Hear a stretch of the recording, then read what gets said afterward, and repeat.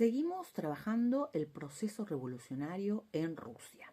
Revisando lo abordado en la clase anterior, 1905 había sido el inicio de ese quiebre, de esa ruptura entre la sociedad rusa y ese ser que para ellos por mucho tiempo fue sagrado como el zar. Ahora hay una ruptura ante ese suceso que fue el Domingo Sangriento, resultado de esta convocatoria pacífica, esta manifestación que empezó como algo pacífico, pero terminó con una tragedia cuando el zar envía a sus cosacos y reprime. Esto como resultado de esta derrota de 1905 en la guerra ante el naciente imperio japonés. Pero hablamos de proceso revolucionario, porque cuando hablamos de revolución rusa quizás uno tienda a creer que octubre de 1917 fue el hito y que allí comenzó la situación, pero no es así. Hubo varios años previos en donde la sociedad estaba generando una situación revolucionaria. Luego de este Domingo Sangriento, nosotros ya consideramos que comenzó a impulsarse un movimiento de reformas. Liberales comenzaron a presionar al zar Nicolás para que presente reformas de carácter político. Es así que el Manifiesto de Octubre va a prometer una nueva constitución en donde se iba a incorporar una Duma, que sería como una especie de parlamento. Y así se hizo. Existió la Duma con representantes, pero siempre estaba en tensión con el zar. El zar siempre estaba obstaculizando el trabajo de esta institución, y cuando las decisiones tomadas por la Duma iban en contra de su voluntad, en muchas ocasiones hasta disolvió directamente la Duma. Así eran las cosas hasta que en 1914 Rusia ingresa en la Primera Guerra Mundial, como ya dijimos, por su afán expansionista de encontrar una salida al mar desde la zona del Imperio Turco Otomano, de donde están los estrechos, ¿no? Que permitirían que Rusia pudiera conectar con el mar Mediterráneo. O sea, su afán expansionista no cesó a pesar de la situación política y sobre todo la situación social que estaba experimentando el imperio. Ya vimos que los políticos que querían presionar al zar no lograban sus objetivos. Sí, lo que puede decirse, lo que dicen los historiadores, que este proceso de creación de la Duma lo que logró es que por lo menos empezaran a tener experiencia en conformar distintos partidos políticos. También la clase pasada vimos las distintas tendencias revolucionarias que se habían expresado. Además de este movimiento de liberales, cuando hablamos de movimiento de liberales nos referimos a aquellos que provienen de la élite, de la inteligencia, muchos de la nobleza, que a pesar de que eran parte del sistema, no estaban de acuerdo con la forma en que el zar estaba llevando adelante el gobierno. Ya hablamos también de la familia real, de este personaje oscuro que fue Rasputín, que esto fue degradando la visión que la sociedad y los políticos y los funcionarios tenían de su misma monarquía, ¿no? Del mismo zar. La cuestión es que el ingreso a la Primera Guerra Mundial va a ser muy negativo. Por eso llegamos a 1917 y según nos muestra el capítulo 2 de Sheila Fitzpatrick, que es la base para esta clase y que los animo a que puedan leerlo, ahora les voy a ir dando algunas consignas para que puedan detectar algunos párrafos que nos aportan información. Allí en el capítulo 2 ella empieza contándonos que para febrero de 1917 la autocracia rusa, el imperio cae. El imperio que por un tiempo pareció tan sólido, con una extensión tan grande de territorio como ya mencionamos, ahora cae y el zar Nicolás debe abdicar. La pregunta es, ¿en qué circunstancias puso el zar obstáculos? ¿Cuál era su objetivo? Bueno, eso lo van a encontrar en el subtítulo que dice La Revolución de Febrero y el poder dual. Allí la autora, de manera muy entendible, explica cuál fue la situación que llevó a que cayera esta monarquía, este gran imperio. Así que bueno, los animo a que puedan leer esta parte. Lo que van a encontrar también es que de repente lo que aparece en Rusia es un poder dual. ¿A qué nos referimos? Bueno, los políticos de la Duma deciden darle el gobierno, ahora que cae la monarquía, a un gobierno provisional. Este gobierno provisional puede decirse que representaba a la revolución de la élite. Y cuando hablamos de revolución de élites, allí la autora dice que nos referimos a políticos liberales, a las clases propietarias, a los profesionales, a la oficialidad del ejército, pero de primera categoría.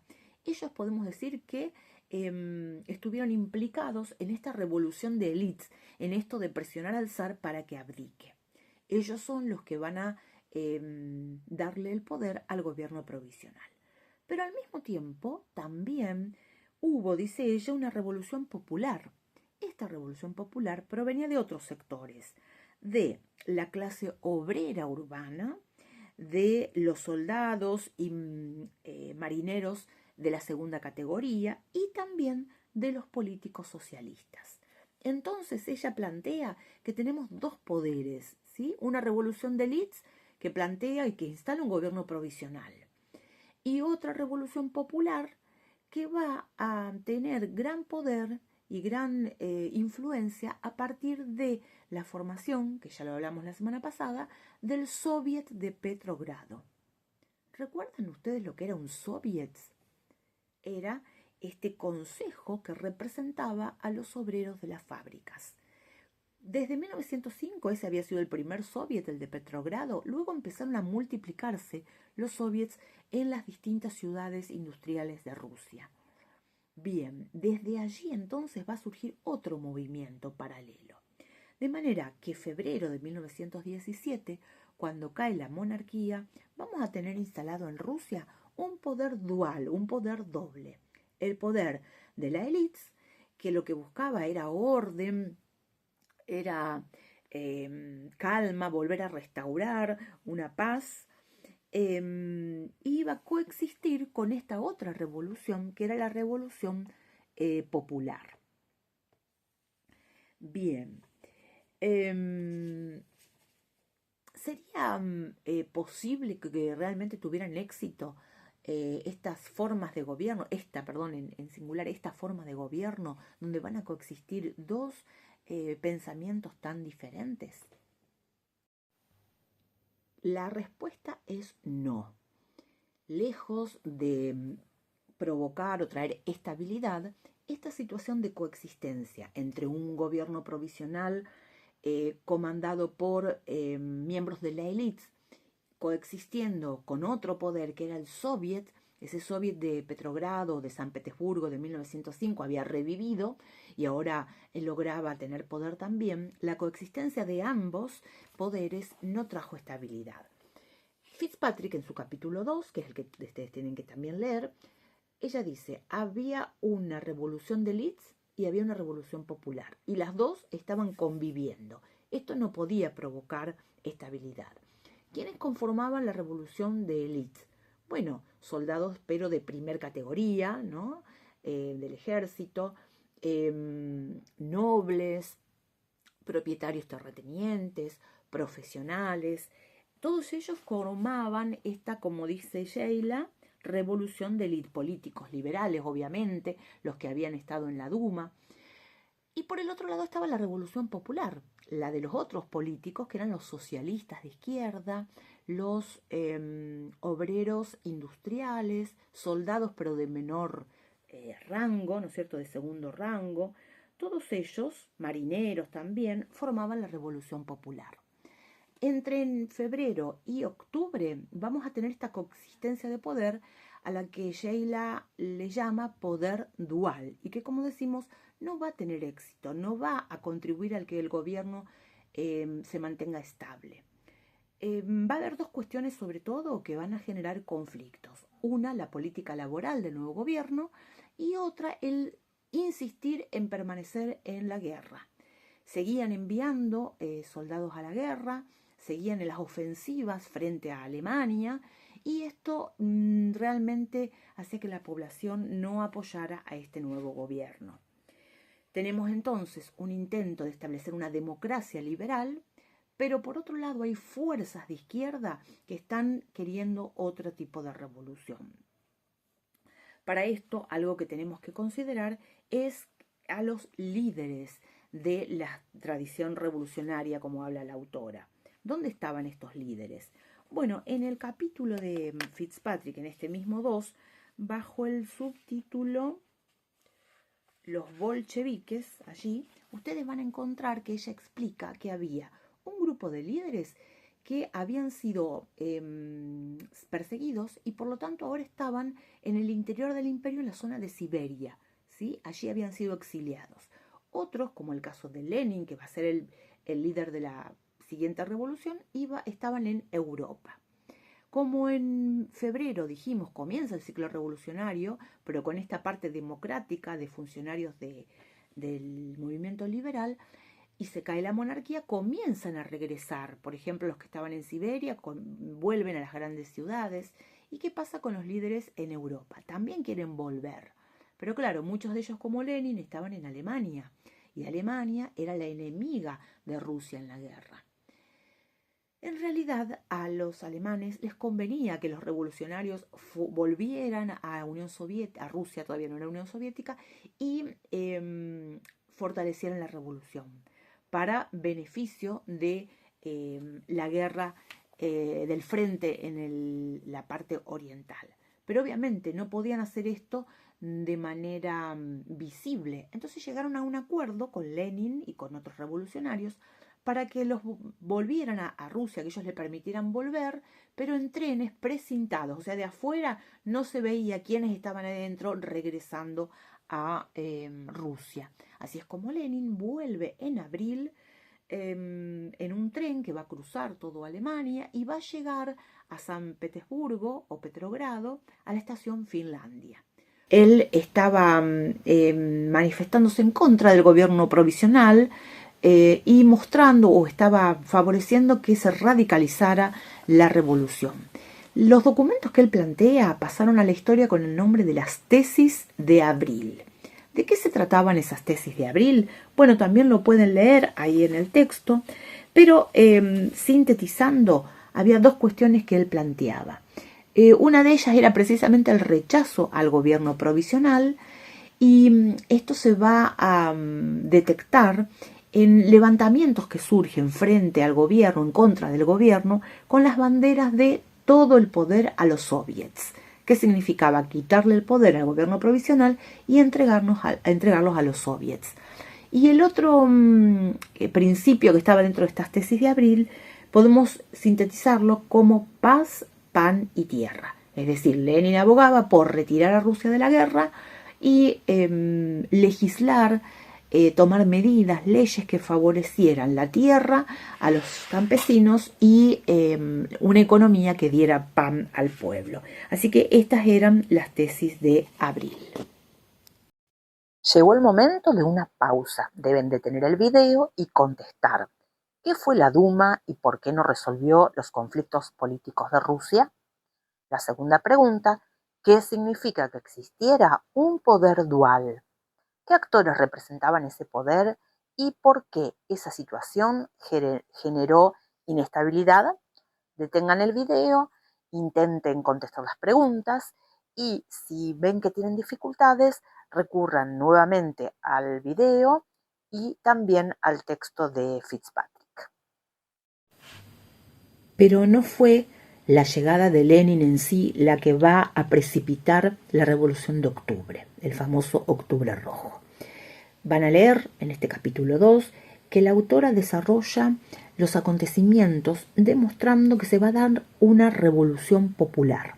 ¿Por qué? Porque el gobierno provisional tiene que enfrentar no solo a Lenin, sino a los soldados que estaban hastiados, que estaban agotados de la guerra, desertaban, esperaban el fin de la guerra, y el gobierno, lejos de retirar a Rusia de la guerra, envía una nueva ofensiva contra los alemanes. Caen derrotados, mueren más de 30.000 soldados rusos. Eso debilita profundamente la credibilidad del gobierno provisional. También la situación de los obreros que en las industrias estaban pidiendo leyes laborales, aumentaban su militancia, muchos a favor del partido bolchevique, aunque no era el único partido socialista. Por otro lado, los campesinos, ustedes van a ver en el texto, que ellos presentan peticiones para que se les otorgue tierra, bajo el lema "la tierra para quien la trabaja". De manera que en julio de 1917, el verano de ellos, vamos a tener tomas no autorizadas de tierra. A esta situación crítica que estamos mencionando se le agrava con un intento de golpe de Estado de derecha. Un general, Kornilov, cuando ve lo crítica de la situación del gobierno provisional, también quiere tomar el poder. La cuestión es que en julio se producen las famosas jornadas de julio, que demuestran la gran crisis gubernamental. Se dan manifestaciones en contra del gobierno, marineros de Kronstadt, soldados, obreros de Petrogrado, van con pancartas, con estas que antes les contaba, todo el poder a los soviets, pidiendo desplazar del poder al gobierno provisional y pidiendo por la instalación de un gobierno de izquierda revolucionario. Llegado septiembre, el comando del ejército estaba totalmente desmoralizado. Hasta el jefe del ejército renuncia y dice: no tenemos ejército porque ya se desbandó, los soldados desertan, o sea que la situación era crítica. Por lo tanto, Lenin hace valer su liderazgo y, a pesar de las objeciones de otros líderes revolucionarios que no pensaban que era el momento, él no los escucha y llama a la insurrección, hasta el punto que el 24 de octubre se da la famosa toma del Palacio de Invierno. Esta toma del Palacio de Invierno es lo que se toma históricamente como el momento en que se da la revolución bolchevique.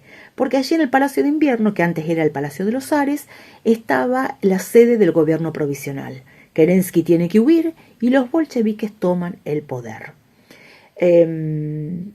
Establecen lo que se conoce como un comité de comisarios del pueblo. Ese va a ser el poder central y Lenin va a ser el líder. También Trotsky va a tener en esta primera etapa un protagonismo importante. ¿Cuál es la tesis de Fitzpatrick?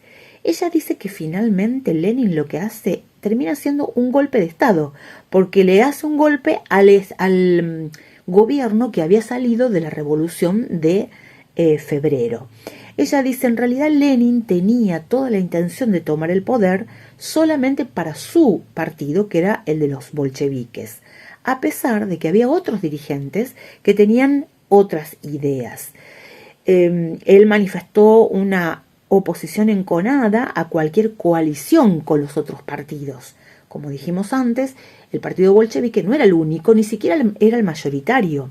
Cuando hicieron elecciones en el Congreso, habían sacado un 25%. Sin embargo, aunque las urnas mostraran que ellos no eran mayoría, igualmente él decide tomar el poder.